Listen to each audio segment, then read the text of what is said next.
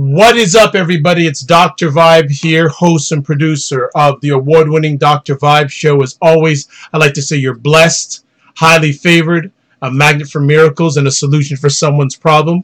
Also know I'm a certified empowerment coach and president and CEO of Express Your Vibe Coaching and Communications. And man, it seems so foreign here. It's been like last Wednesday since I did my last epic conversation. Took a little downtime from doing some epic conversations and just realized that when you're in the focus for a goal and a dream, part of that time needs to be some downtime. It's not that you're quitting or anything's bad. You need some of that downtime. So we are back. Also know I'm a certified empowerment coach and president and CEO of Express Your Vibe Coaching Communications.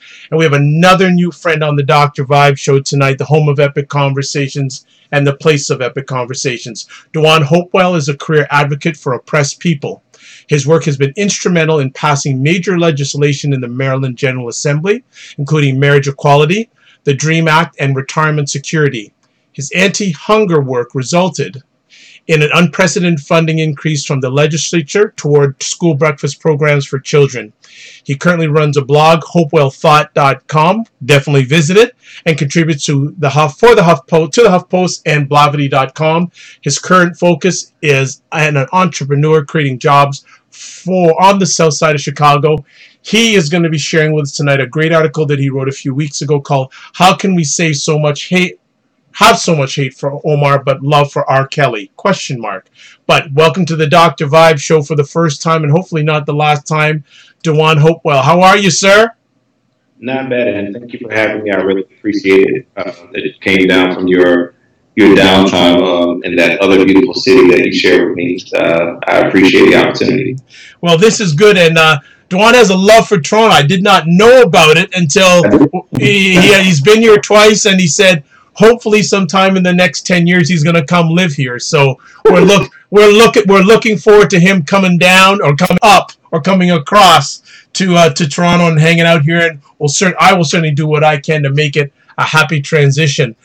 Mr. Hopewell, before we go any further about your great article, can you share some background about yourself with our audience? Yeah, so I grew up, really my roots are in the Black church. My dad is a preacher.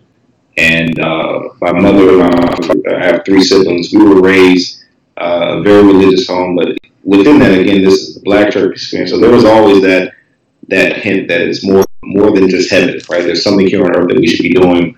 And I did undergrad at Ohio State, and then I ended up going to seminary, and I started studying public policy for a PhD at UMass Boston some years back. Really, my career got going in politics accidentally. I wish I had a sexier story, but in fact, the Great Recession hit, and I was just unemployed. I ended up getting work on a campaign, and one campaign led to the next 6 or 7 or however many. So I did a lot of work in politics, a lot of work in advocacy, and working on causes that are pretty important. And at a certain point, you kind of realize that you're not seeing what you really want to see. And my heart has always really been for oppressed people, particularly people who look like me. And people challenge me on that. They say, well, do you only care about Black people? And my response is, Moses cared a lot about his people. I don't think he was a bad guy.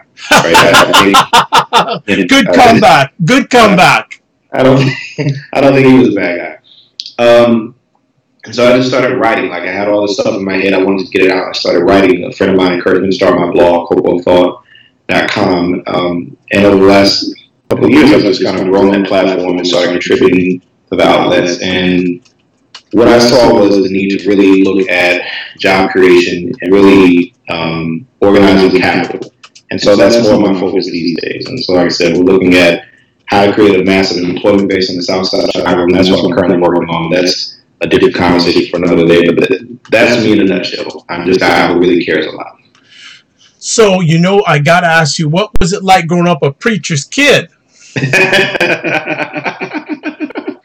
Well, we didn't go out much on Halloween. There was that. I figured that. Well, here's the thing. I mean, when you say preachers kid, like there's different types. My folks are classical Pentecostals, so that's the real hardcore stuff. Like, that's not just Christian. That's like, we're going to go really deep on all these expressions of Pentecostalism, from speaking in tongues and everything else. Like, it was just a weird childhood. Like, when I look back, it was actually quite weird. At the time, it was normal. But, you know, my parents were actually, within their circle, they were considered liberal, right? So a lot of people around us thought that we were heathens because we played baseball, we did all these other things that were secular. So, my parents were careful not to make us complete weirdos. But it was a very different childhood. But I will say the benefit of it was so many people in the neighborhood respected my parents that it kept me out of trouble. In other words, if I wanted to sell, I didn't have the opportunity because no one in the neighborhood let me. Like, nobody, when things were happening, people would literally say, "Hey, Hopewell, you all have to go. You all have to go. You can't be here," because they respected my parents. So looking back, I mean, as weird as it was, and maybe strict or overly strict at times, there were also some good parts about it. So it wasn't horrible. But I was actually a good preacher's kid. I know, despite the stereotype, I was a good kid. Well, look, I'd like to thank everyone who's joined in on the live conversation. It's appreciated, not taken for granted. Please feel free to ask DeJuan any questions you have. Like he did say, he is also doing work in regards to Chicago and making Chicago a better place. We had a conversation on that before we went live. I'm hoping that he promises to come back and talk about that on a separate conversation. But tonight we're talking about two non-controversial people, Dr. Umar Johnson and R. Kelly. So, but let me ask a little bit more about the growing up. So, institution, was it Ohio State you mentioned? I went to Ohio State for undergrad. No, you can't say Ohio. It has to be the Ohio State University. Remember that. I only say that when I'm trying to be obnoxious because it is a little bit obnoxious. Like, they do this thing, it's the, it's, come on, man. We all know what school is. Just calm down. But here's the thing. I've never understood why people go so hard for their alma mater. And I'm going to tell you why. All right. At least in the States, it doesn't make any sense. If you think about it, you go to college, they took all your money. Like, why do you root for them? Like, go for the other guy. Like, they took all your money. You should not be that much in love with someone who took all your money and put you in debt for the rest of your life. Shouldn't have that much allegiance. That's just my own personal theory. Hey, no problem. Hey, you know what? You went there. You can own it. You can defend yourself against all the Ohio State University. Because I was told a long time ago, I have to say the Ohio State University. I said, okay. I'm really serious about this. It's a thing. Like, the Ohio State University. Like, okay, all right. Big time. So, how was education, going to school for you, all of that? Was it a good experience, not good experience? Any memories? I hated school. Wow. Like, and you wouldn't know that because, like I said, I started school when I was like 4. And go through high school, obviously, went straight to undergrad, and then I went straight to grad school, and then went straight to a PhD program. Like, I never took a break. But I actually hated I hated school. In fact, when I was in high school, I vowed to not go to college. My thing was, I was going to come up with a great business concept, and if I came up with that great business concept, then I would do that instead of going to school. I just never came up with a great idea, so I had to go to school. I just didn't have a better idea. So I go to school, and I should never be like a graduation speaker because I was the worst student. I was a decent student in high school. I just never really worked that hard. I just kind of got by, so I was kind of a B average. I did the same thing in undergrad. I graduated with a 2.74 GPA. Again, I just kind of got by. Grad school was a lot easier because I actually went to seminary, and growing up in the home that I grew up in, that was second nature, so I did pretty well there. By the time I got to the PhD program, I was just tired, and I dropped out after like a year. So I'm not the person to invite to a graduation ceremony. I'm just not. Okay. Now, how did family respond to you dropping out? You know what? The biggest mistake I made dropping out is that, well, it was a mistake. Here's the thing. I would go to class every day, right? And I was in a cohort of like 6 people. And they were just excited. Like, they would come to class so excited and just so alive. And I just wanted class to be over. Like, I was just ready for class to be over. So I would look around at this every day, and I was like, I think I'm in the wrong thing. I really do. And at a certain point, it was just like, at that level, at the doctoral level, you have to really be passionate and committed to it. And I just wasn't. And, yeah, I mean, Kanye West dropped out. He made an album. That's what I should have done. I just dropped out. Like, Okay. I just dropped out. No worries there. Okay. No, my mother, at first, she was upset about it because she, in her head, thought all of her children were going to get PhDs and all this kind of stuff. And eventually I said, look, yeah, this is just not me. I learned a long time ago that people want you to do a lot of things, but the only person who has to live out the consequences of what you do is you. I have to be miserable every day if I don't like my life. You don't. You need to go to bed and feel great. I have to be miserable. And so I'm just not going to live my life because other people want me to do whatever. I had to learn that years ago. No worries. So after you dropped out, what was your next move? I was unemployed. Okay. I dropped out like at the beginning of the Great Recession. The timing could not have been worse. Like I literally dropped out as the economy was falling apart, particularly in the States and really all over the world. So for about 3 years, I was unemployed. Wow. I mean, 3 solid years. I applied for work at McDonald's, Walmart, like dollar stores. I applied to work anywhere and everywhere, and nobody hired me. Like, nobody. And so I was sleeping on people's couches. I was staying with family. Like, it was horrible. And to the point that I literally contemplated taking my life because I'm a 20-something-year-old guy, got all these degrees and the debt to go with it, and nothing is happening. And, I honestly thought about taking my life for a second. I could not do that because I knew it would hurt my parents. I could not do that to my parents. So what happened was, one day I literally saw an ad on Craigslist, and it basically said, we need some black people to organize on a campaign somewhere on the East Coast. Didn't say where, what city, just somewhere on the East Coast. Long story short, I applied, and I ended up getting a position just temporarily as an organizer on a mayoral campaign in Baltimore, Maryland. That's how I got to Washington, D.C. area. I worked on the campaign as an organizer for a few months. After that was over, I had some friends from seminary, grew in the area, so I know that you wanted to be in D.C. for a long time. Why don't you just stay with us for a while, see what happens? And so I stayed with them for about a month. Nothing was happening. So I said, well, I guess I'm just going to go back to Cleveland. And the day that I said I was going back to Cleveland, the campaign manager for the campaign just done called me and said, the governor needs someone to work on this bill. We need somebody with a theology background because we have to talk to clergy about marriage equality. Wow. Can you do it? And he's, essentially he knew my background and how conservative my background was, so he thought I may have a problem with marriage equality. I have to be honest, like at that point, I didn't care if pigs were getting married. I just needed to work and show what I could do. Now, it didn't hurt that I had no moral objection, but that was easy to do. So that campaign led to the next one, to the next, and the next, and eventually I was doing well, making money, and actually having some impact. So it's just the craziest story that happened on accident, frankly. You're not doing that anymore, correct? No, I'm kind of out of the political game at this point. By choice? Yeah. So I'm really focused on, like I said, job creation in our community. Like at the end of the day, we can pass bills, we can talk about public policy. The greatest need as I see it is for power, right? And for people to have some degree of self-determination. That does not happen if you don't have the resources in your community. That does not happen if people don't have opportunity. We can talk about whatever it is you want to. Nothing works like a job. There's an old expression, nothing stops a bullet like a job. And so we even talk about the violence in Chicago. Again, the greatest corollary to violent crime is not race. It's actually joblessness. Okay, people who are gainfully employed are not shooting people. That's not how that works.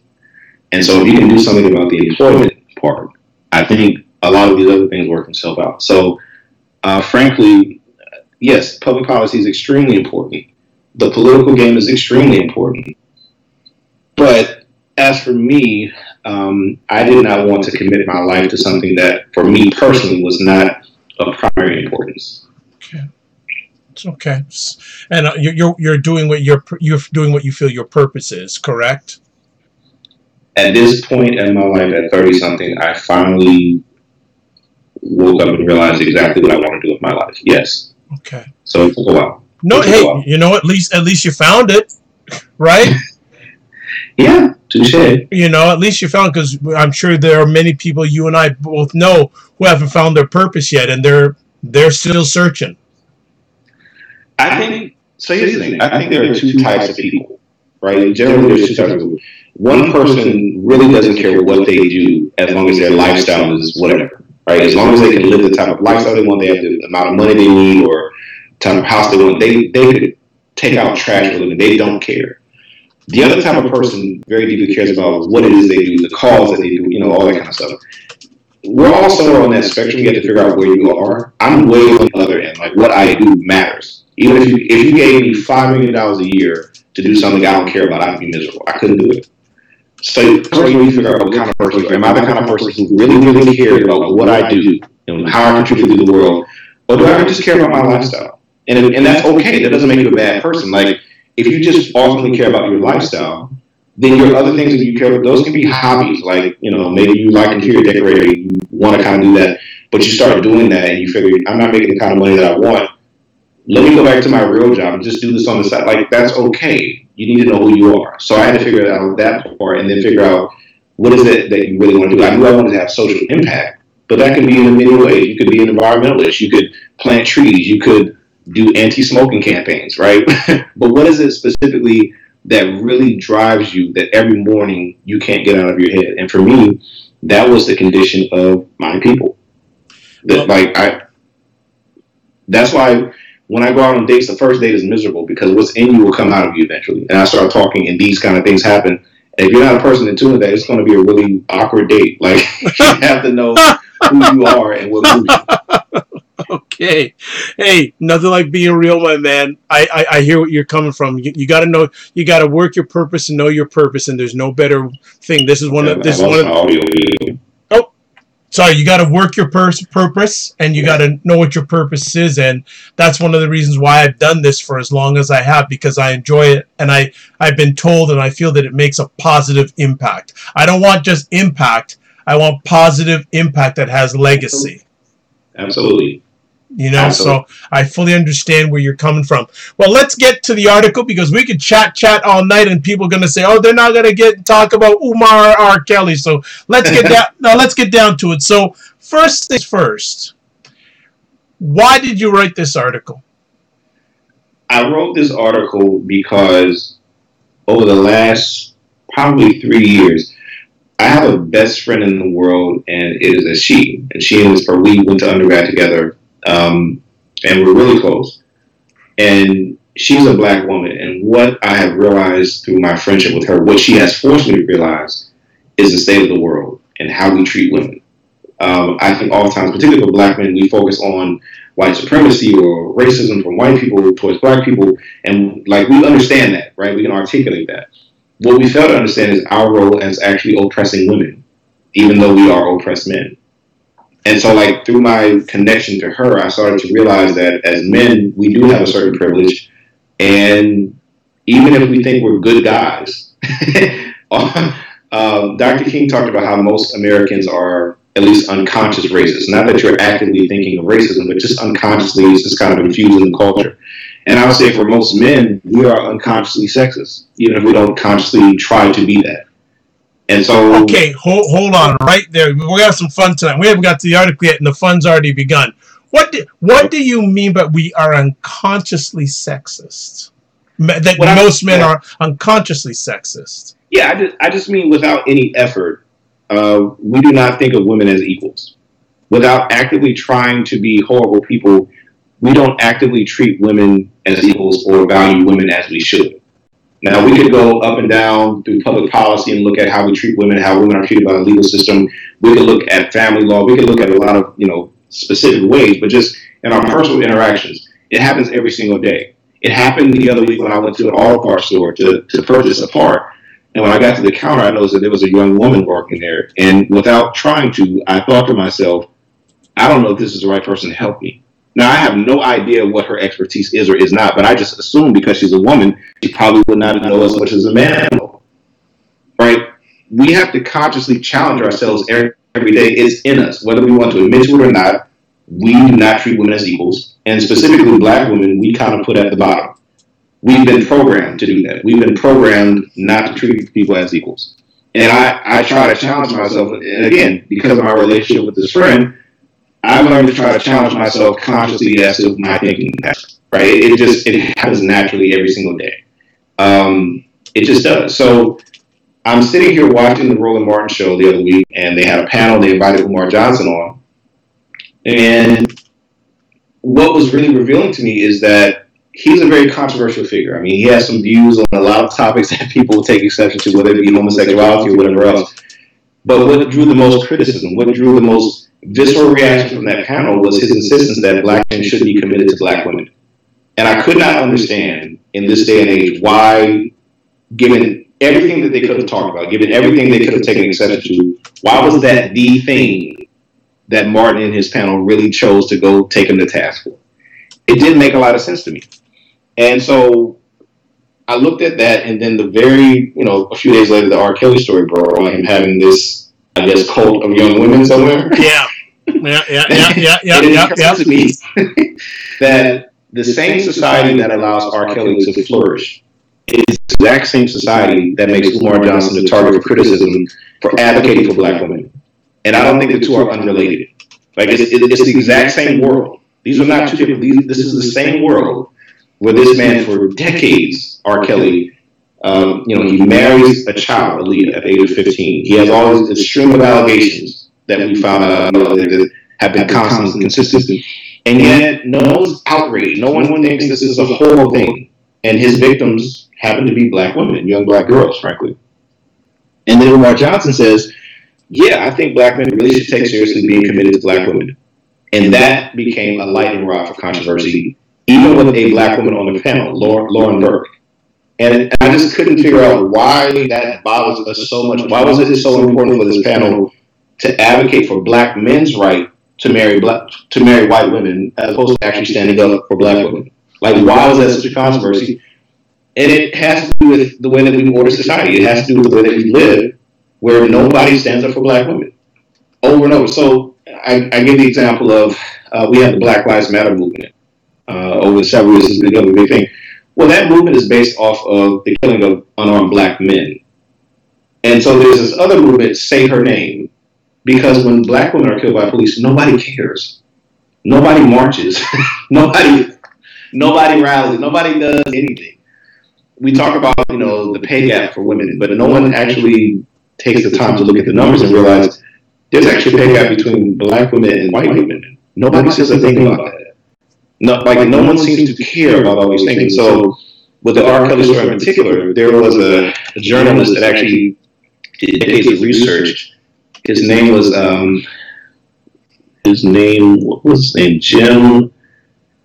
Jim Leroy Guys. And so he looked at all these allegations for years. He went through court filings and that kind of thing. And what's interesting is he concluded, and I quote, nobody matters less to our society than young black women. Now, this is a white guy. And looking into these allegations against R. Kelly, that was his conclusion. If he can see that, then the rest of us should see that also.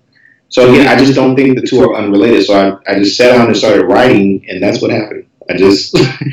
Why is it so controversial to stand up for black women, but so easy to abuse black women? I think that's a problem. What do you feel are some of the root causes for this situation? Well, again, I think we live in a man's world. From the beginning of time, like, male supremacy has been the norm. So when you normalize male supremacy, by default, somebody has to be the inferior party. If you are supreme, then who's inferior, right? The other party becomes inferior. Once that becomes the basis of your thinking, once that becomes the norm, everything flows from there. Whether it's the way that we pay women, equal pay becomes a thing. Whether it's the way that women are treated by the courts. Like, I'm going to get more time in jail for selling some weed than beating up a woman that I'm dating. Like, does that make sense? No. Like, I'm better off selling some weed than just beating the hell out of a woman if I'm dating her. Like, that only exists because we live in a society that just does not regard women as valuable. That's the only way we get to that point. So when you start there, everything flows from there. But okay, so here's an interesting point. Now, many a black male a number have been raised by mothers. Absolutely. and you would hope and think that the respect for women, the foundation comes from there. What, in your opinion, then causes the U-turn that you say is the disrespect for black women from black men? Let me try to address your question. I'm a scientist. Let me try to address this by reaching over here first. You make a good point. Yes, all these black men are raised by a bunch of black women, right? That's pretty obvious. Yep. Okay, well, we could go back to chattel slavery, and we have a lot of white children who are raised by black women. Why did they value black women? Like, they were raised by these mammies and that kind of thing. Why? What happened? What was the disconnect? Okay, well, from the time that I left your knee, you nursed me, and you weaned me, and as a young child, you helped me develop. Between there and growing up, the rest of the world steps in and does a massive amount of programming. Like a massive amount of programming. From the time that I was born until maybe 3 years old, I was primarily in the care of my mother. Well, at some point, she has to give that up. At some point, I have to go out to the world, whether it be pre-K, whatever. I go out to the world, and then the rest of the world steps in and programming for the next 30 years. Well, what did you think was going to happen? Like, what did you think was going to happen when she had 3 years to herself, and the rest of the world has me forever? Now, yes, I still live in her home. That's still my mother. But there's just way too much programming to overcome. It's just so ingrained into the society, it's inescapable. Comment here by one of the special fans of the Dr. Vibe Show, Dominique, saying that in your comparison of saying you are better off selling some weed than beating a woman, says one is a victimless crime and the other is a violent crime with many victims. Which one's a violent crime? I guess the beating of a woman. Which would seem to suggest that I should get more time in jail for that, right? Yeah, absolutely. So if I have a non-violent crime with part to me, and you're free to differ. To me, if I'm an adult and I sell another adult marijuana because they feel like smoking marijuana, I don't think there's any victim at all. Like point to the victim. For me, there is no victim. But as she pointed out, if I actually put my hands on a woman and beat her, that's very violent, and she is the victim. How is it that I've got more time in jail for this one? And over that is the case, particularly in the States. I mean, there's just, the record is replete. Like, if you want to actually be violent and be okay, make sure you beat up a woman, and especially a black woman. Okay? Whether you want to talk about Ray Rice or anything else, if you want to be violent in this society and you want to get away with it, beat up a woman. And if you can, make it a black woman. Generally, that's kind of okay for people. And that's a problem. The fact that exists, like, that's a real problem. And the fact that nobody's alarmed by it says something very deep about our society. You make a lot of interesting things. We're going to have to see if we can get to the remaining part of the conversation. I know, welcome to Dr. Tachi. Welcome to the conversation. Another great live streamer, and just always plugging her great conversation she does 6 p.m. every Wednesday evening, 6 p.m. Eastern Time, Media Scope, where she talks all about media and culture. Check it out. She just celebrated her 2-year anniversary last week, and that's on Periscope. Let's get back to this conversation here. You make some very interesting statements in this wonderful article. You're saying that we have created a very unsafe society for black women. Why do you say that, and what is your proof? You said, quote, I'll quote you directly, we have created a world completely unsafe for black women.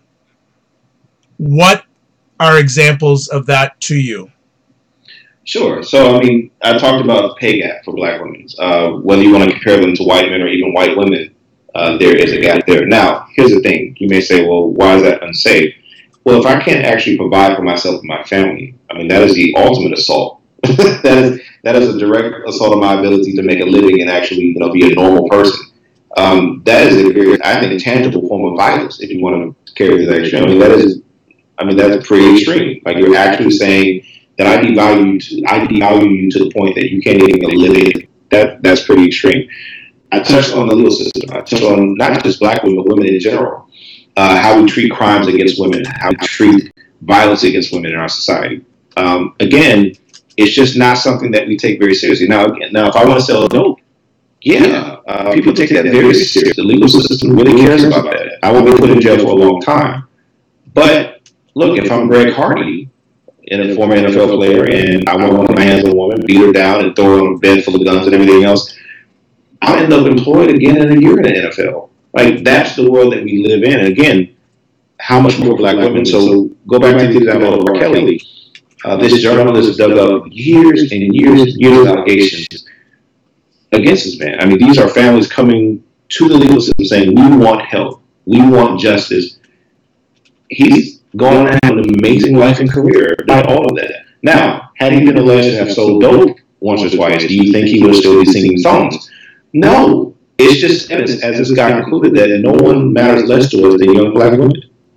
Like, the evidence is there. Like, we only don't see it because we don't want to see it. Because if we saw it and we recognize it, then we would have to indict ourselves. So, like I said, when I went to the park store the other week, I realized that I was thinking, this person might not be able to behave strictly because she's a woman. I have to admit that I actually think that in my head. And that doesn't sound good to say in public. Like, it sounds bad, right? And I don't want to be bad, I'm a bad person. But if we really take it this seriously, we start to indict ourselves and then we have to change. When you, and I'm sure you speak to black men about that subject, what is their reaction? That's a really great question. First of all, I will say to you that I don't think that I talk a whole lot to black men about this. Why not? You know what? Again, now I'm on the couch and now I'm being taken to task.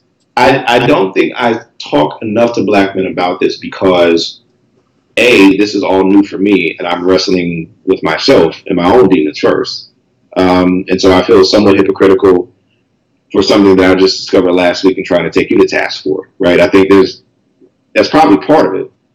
I think secondly, this stuff has become so normalized that I don't even necessarily consciously think to myself, I should stop this conversation and talk to Jimmy about his misogyny.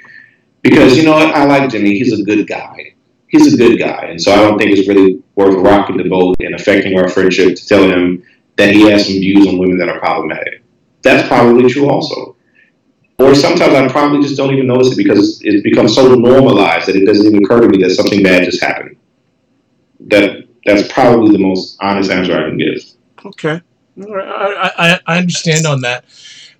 But as you go down this road, this journey, is it in your mind to discuss this with black men? I have to be honest with you. I've not even thought about that. And I don't mean to sound flippant or basic, but as you're talking to me, I'm feeling challenged and say, hey, why haven't I put more thought to this? Why haven't I put more thought to me saying more to... Well, let me say this. I'm very comfortable writing articles to say these things. I'm comfortable with that. I think where the growth needs to occur is what you're saying. What about the men in my own circle? Am I challenging them? Am I having conversations with them? And I'm not. And I don't even know that it was really on my radar until you just said that to me, as crazy as that sounds. Because I think that's far less comfortable. I'm comfortable sitting at a computer and typing stuff and sending it to the world. There's a comfort there. But my buddy Johnny, should he say something that I think is misogynistic and demeans black women, am I as quick to challenge Johnny in that way? And I don't think I have been. I don't think I have been, quite frankly. So again, I'm indicting myself. Well, hey, you know what? And I'm not going to be hard on you, but I feel with having... Sorry. I'm not trying to be hard on you, but I'm just saying that with the platform that you have, you could be an agent of change. Because these conversations need to happen and don't happen enough, and these type of conversations or these type of articles are not... And I can tell you I do a lot of research on a lot of different things. I try to keep my eye on what's going on online, especially from a black men's perspective. They don't happen that often. So when you get the opportunity to express this thought process, it can go a long way. Now, again, with doing something like this, there's a responsibility, and then that's up to you on how far you want to take it. No, absolutely. Again, as I said, my best friend is normally the little, good angel on my shoulder that is pushing me and challenging me. And as we're having this conversation, you're now challenging me that I need to be intentional about this. I need to be intentional about not so much just writing about this, but challenging myself and challenging people in my network, or else the world just stays the same. Right. Exactly. Right. Exactly. That's the thing. Exactly. And we and I can at least think that you and I, at least one of the common other than being black men is we want to see change, especially in an area like this, big time. Absolutely. Like I said, I'm comfortable writing, and I'm even very comfortable challenging myself. But I think the next level of growth is, do you challenge the men around you? Because I think the two have to go together. So, for example, I talked about the Ray Rice thing. Yep. Right? So Ray Rice had that whole thing. Everybody just jumped on Ray Rice and talked about how horrible of a person he was. And I wrote a piece back then, and I basically made the argument that we focus on someone like Ray Rice because it makes us feel better about ourselves. In other words, I don't do what he did, so he's a bad person. I'm not that bad, right? We do this kind of thing. But I kind of challenged myself in that moment to say, you know what? I've never put my hands on a woman. But how and in what ways have I abused women? And quite frankly, I've said things I think were very abusive to people, the women around me. So rather than pointing my finger at Ray Rice, I think a more constructive use of my time at that point was to say, the women around me are not going to be any safer by pointing at Ray Rice. The women around me are safer by pointing to myself and look at how I've been abusive. But again, the next step in that is, what about the men around me that, frankly, are abusive? How about this? Do you have a friend who's cheating on their wife currently? I kind of do. Well, I don't know. It either is or isn't. There's no, and to me, there's no kind of that sort of situation. Either they are, or they aren't. So that's just where I'm coming from. Like let me say this. One of these situations where, it's one of those situations where, let's say, there's a murder weapon. There's all this evidence that seems to point to you. We've not seen you shoot the person, so we can't necessarily charge you at this point. But there's a lot of evidence that really calls this into question, and so that's where it gets dicey.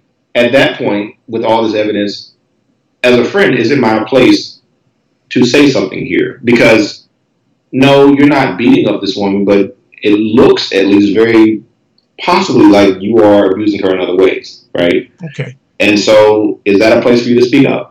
Well, okay. So let's do a role play here. Say you are friends with R. Kelly.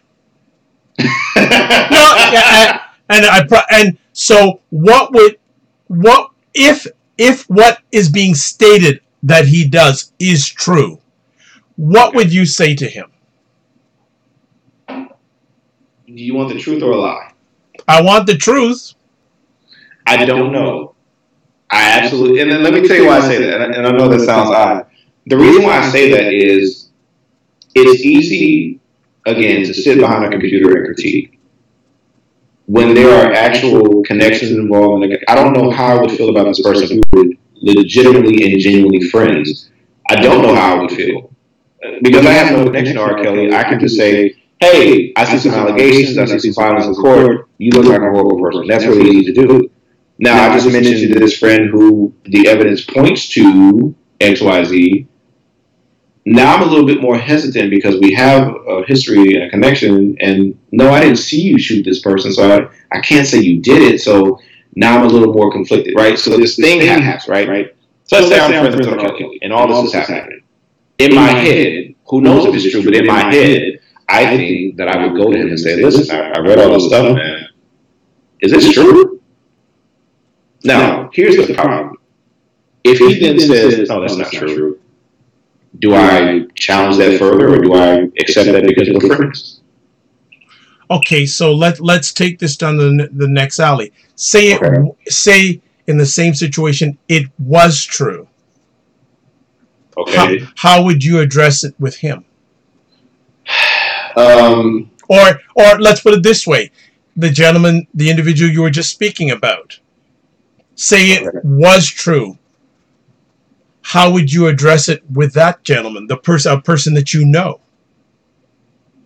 So with this person, if it is true, and again, just saying that is hurtful because you have a relationship with your wife. You love these people, and you're in the middle of this all of a sudden, or at least placing yourself in the middle of it. If it is true, then you say, again, I think this is what I would say. Okay, no problem.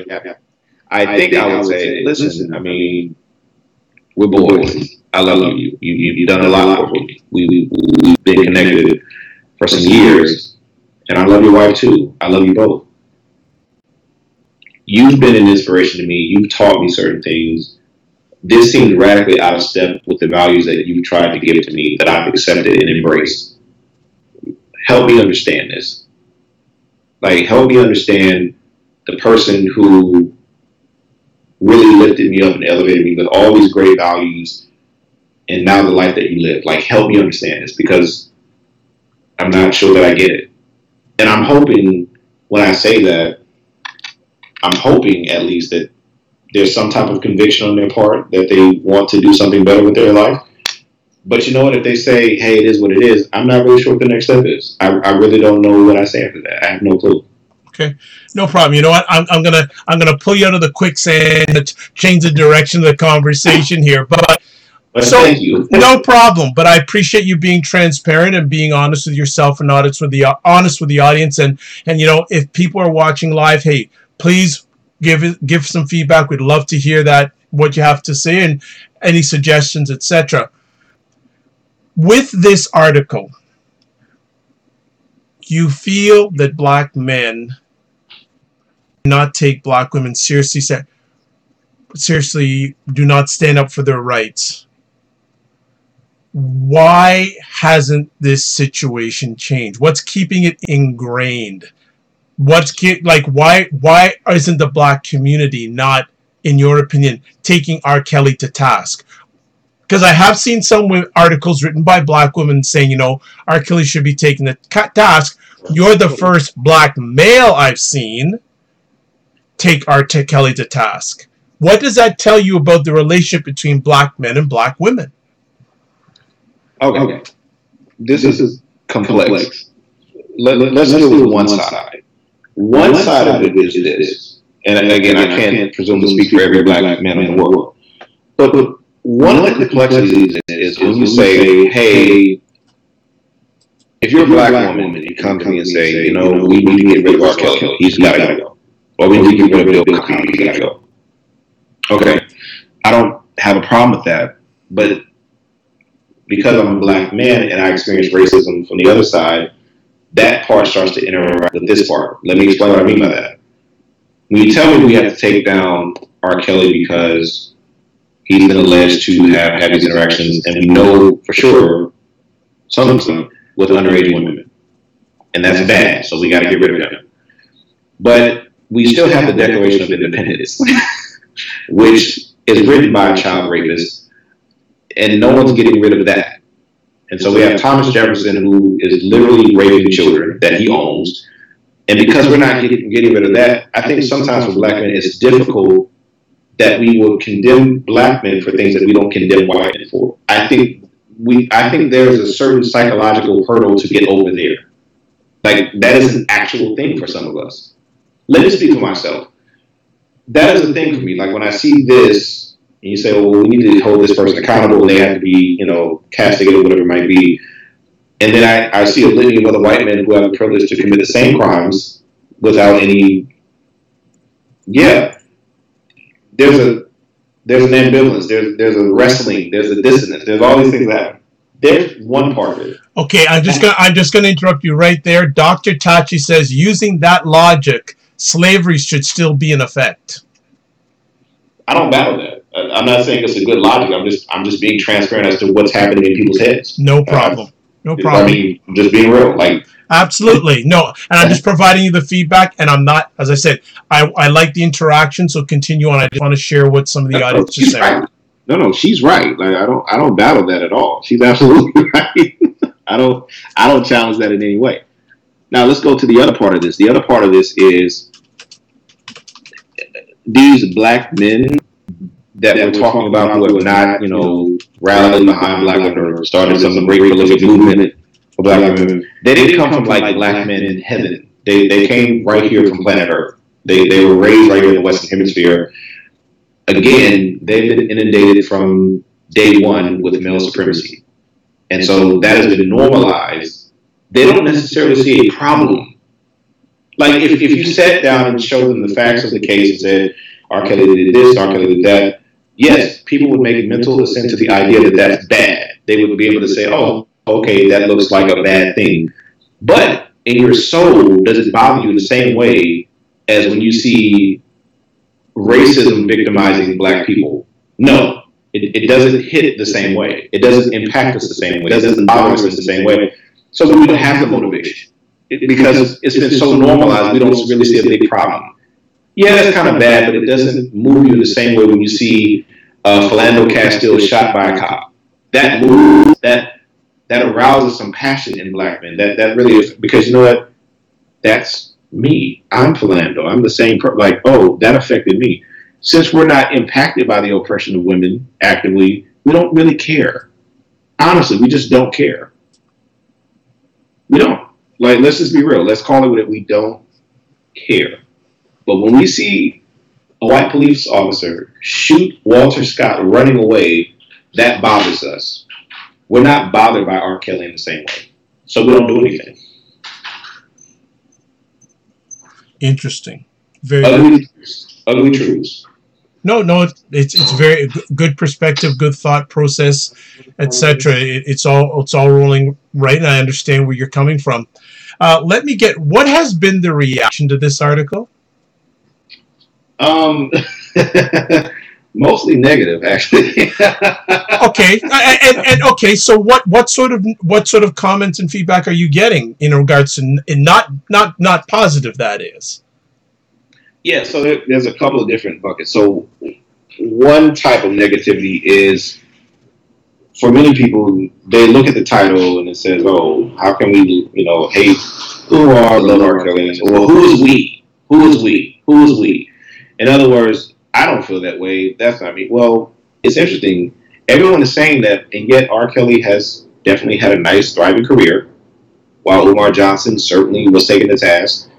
So I understand you as an individual saying it's not me, but everyone's saying it's not me, but yet this is the condition, so it's somebody. Like, this is a reality somewhere. So there's a hesitance to own it. There's a hesitance. We don't want to own that that's the reality. We don't want to own that that is the larger condition of black people. So there's that type of negativity.